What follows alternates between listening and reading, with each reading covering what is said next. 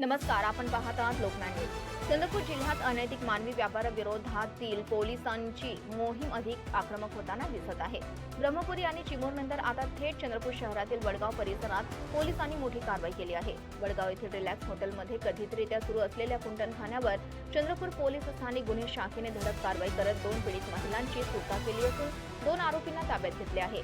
पोलिसांना गुप्त माहिती मिळाल्यानंतर विशेष पोलीस अधिकारी तथा पोलीस निरीक्षक अमोल काचोरे यांच्या नेतृत्वाखाली बनावट ग्राहक पाठवून सापळा रचण्यात आला। त्यानंतर महिला पंच, सोशल वर्कर, अनैतिक मानवी व्यापार प्रतिबंध कक्ष आणि सायबर पोलिसांच्या मदतीने हॉटेलवर छापा टाकण्यात आला।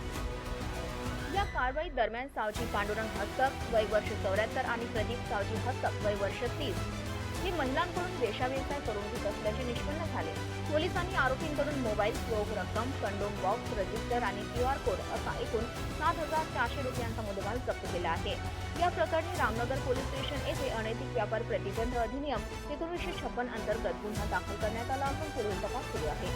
ही कारवाई पोलीस अधीक्षक आयुष नोपानी, अपर पोलीस अधीक्षक ईश्वर कातकडे यांच्या मार्गदर्शनाखाली पार पडले।